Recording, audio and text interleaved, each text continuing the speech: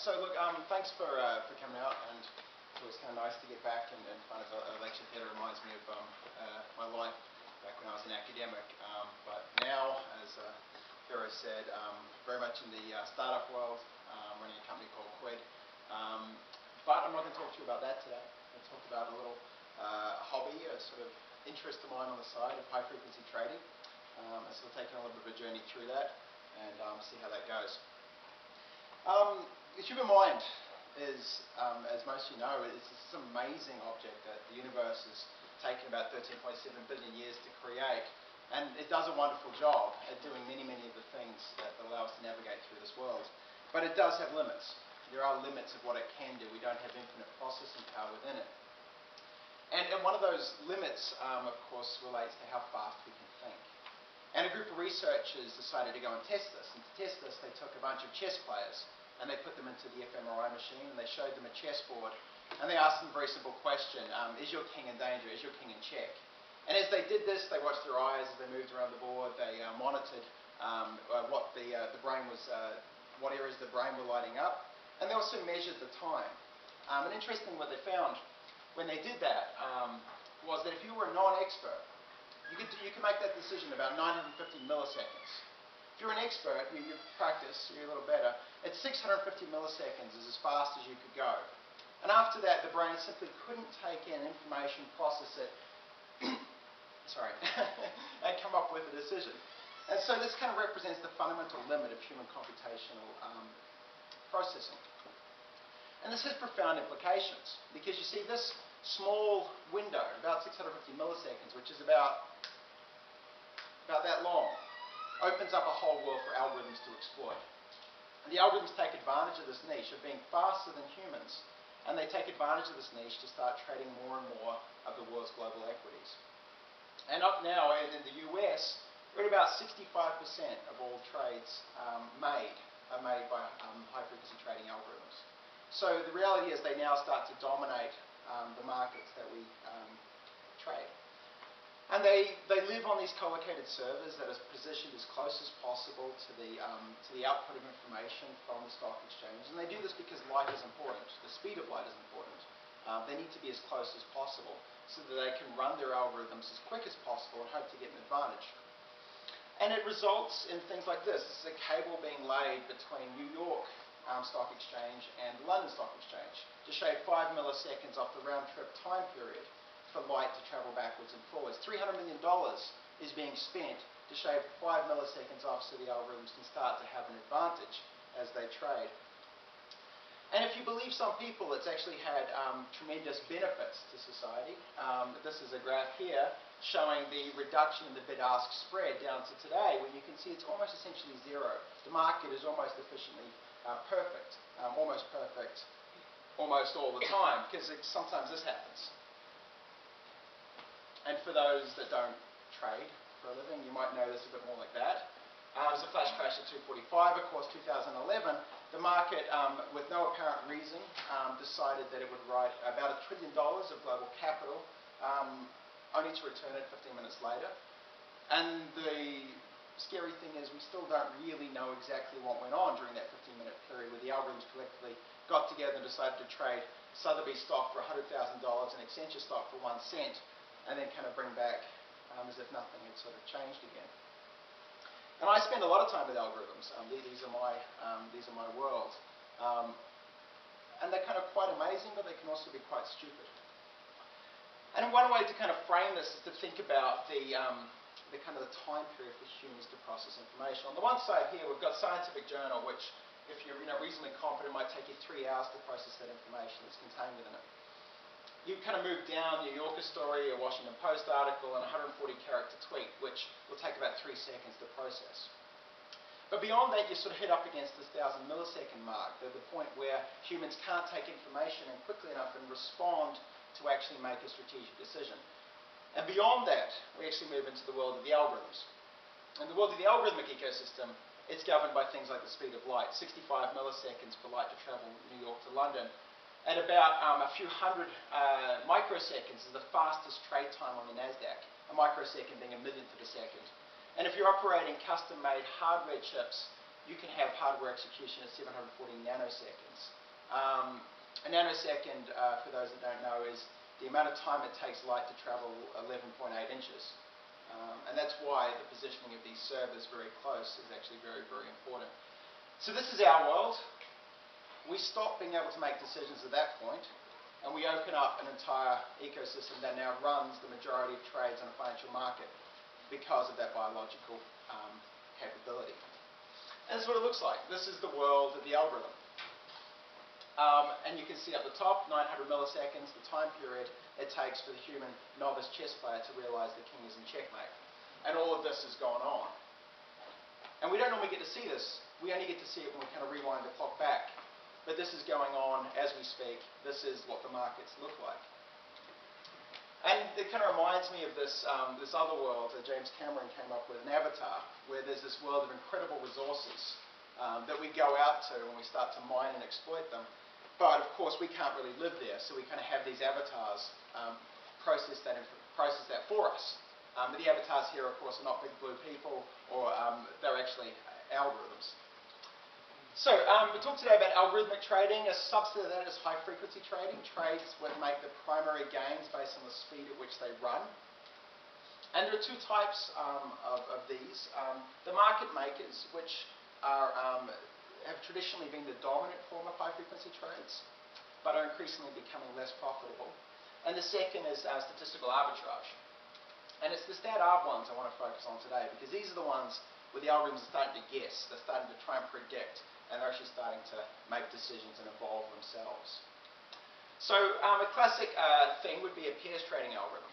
And a pairs trading algorithm, you have a stock price, stock A, and it moves, and basically your algorithms are trained up on this, and they convert it to a series of zeros and ones, and they go through every other stock in your book and compare that string of zeros and ones to see if they can find correlation between two different stocks.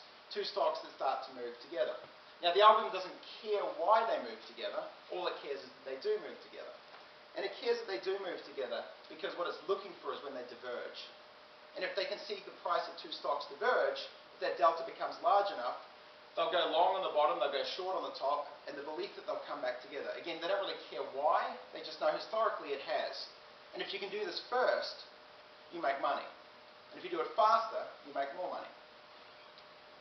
Another type of algorithm here involves moving a large amount of stock through a system. So this is called an iceberging algorithm. Now you've got $200 million of GE stock and it's trading at $25 a share. If you move that through the market, all of a sudden you're dumping a large amount of stock, and so you can go short on that. So you want to try and disguise that. You want to make it look like there are just many normal trades and not one big trade. And so you employ an iceberging algorithm to break this up, to turn it into sort of a stealth swarm that moves through the market in a disguised fashion. But if you've got one group of algorithms doing this, you actually get another group of algorithms competing against it, because there are rewards if you can reverse engineer the iceberging algorithm. And these algorithms are called sharks. They're sort of colloquially known as sharks, and they sit out and they sort of remain hidden. They just ping the system. They ping, and they might go $24.50 and I'll buy 1,000, maybe $23.50, you'll buy 10,000. And they're looking to see if they can reconstruct a large trade. And if they find that, they'll go short on the market. And when they'll attack and recombine it back together. So we're getting these algorithms that are actually competing with each other. And the smarter they are, the more money they make. This is an interesting one. This is quote stuffing. And I'll let you kind of take in a little bit of that. So I think we've gone black. There we go. I think this is one of the fascinating ones. It's mildly illegal. Probably going to be illegal, but it goes on pretty consistently. So this relies on the fact that it's cheaper and it's quicker to put noise into the market than it is to make sense of that noise. So if I'm competing against other algorithms for speed, I can basically spam the system and put out all these fake bids and fake asks. And the belief and the knowledge that every other algorithm will come in and go, is this real, is this not real? And when they do that, it slows them down. And now I've got the speed advantage. And so this is an algorithm competing against another set of algorithms for a leg up in a world where nanoseconds actually matter. The SEC is slowly getting its head around this. They've had 5 years of runtime. They're slowly starting to think about regulation. This is what quote stuffing looks like. This here is a little smarter, changing the price, but you see that's happened in 250 milliseconds. Now remember again, that's a quarter of the time of the novice chess player to determine if the king is in check. This is their world, and we're out of this. We just can't compete in that. And so that's kind of something we have to really internalize. So algorithms have traditionally read zeros and ones. They read ones and zeros and they go through, and that's kind of what they've been, their diet, if you will, their informational diet. But they're slowly learning to read. And here's a headline that came out on Bloomberg News, the 18th of the 8th, 2011, and it came out at 12:08 in 12 seconds, 0.679, and that's important. Hewlett-Packard said to plan spin-off of PC business. And this is what happened to the market. The story hits the wire and bang, the market jumps up 13.9%. Almost instantaneously, except that it took 4 whole seconds to react. This is humans reacting to the market. This is at the limit of what a human can read a headline. It's about the same length of a tweet. And there's an eternity to drive a truck of algorithms through that space. And so the next game for the algorithms to start competing in is start reading news. And so this is our world. We read the news, we make sense of it, right? You know, algorithms, they just trade on ones and zeros, pairs trade, they don't know what's going on, they just trade against the correlation. But they're going to slowly start to move into this. And they're doing that already. And so what happens is you get a news event about a bomb blast in Baghdad that comes out, and while you're downloading it on whatever electronic device you're going to download it on into the next couple of years, the algorithm's already gone through and read and figured out there's a bomb, there's a location, it's Baghdad at 2:37 p.m, 3 people are killed. It's input that into a trading algorithm to trade oil futures before you've even read the first headline. And of course, if algorithms are going to read the news, well, they're going to start to manipulate the news. Just like they're going to manipulate markets with quote stuffing. As you start to think about what would be the effect of putting fake news out there. And of course, that would never happen. Except that's exactly what did happen when $200 billion in market capital was lost through a fake tweet about a bomb in White House. Interestingly enough, just yesterday, Reuters owns up to the fact that it gave a front running of 15 milliseconds on a news feed about a headline so that the market trading in high frequency could trade before everyone else. 15 milliseconds doesn't matter to us, it's an eternity for this. And so we start to think about whose world this is. Black swans, as you're all familiar with, are things that you can't ever predict. They happen, and like the flash crash, right? It's a black swan. It happened 2:45, it's gone, we don't know, it never happened again. The reality is that there's actually, in this world, ultra-fast black swans happening at the sub-human perception timescale. And they look like this, just a standard thing. It'll go down and then bang, it'll drop and then bounce back up. Or it'll go the other way, just trading along and then bang, up a few percent and back to where it was. And the reality is actually it happens about 18,000 times over the last 5 years, about 10 every day. A stock will just go bang and then come back. These little microfractures permeate the market, where algorithms get caught into feedback loops. And these markets, they fracture small, but sometimes they fracture big. But this is an inherent state of algorithms that aren't that smart.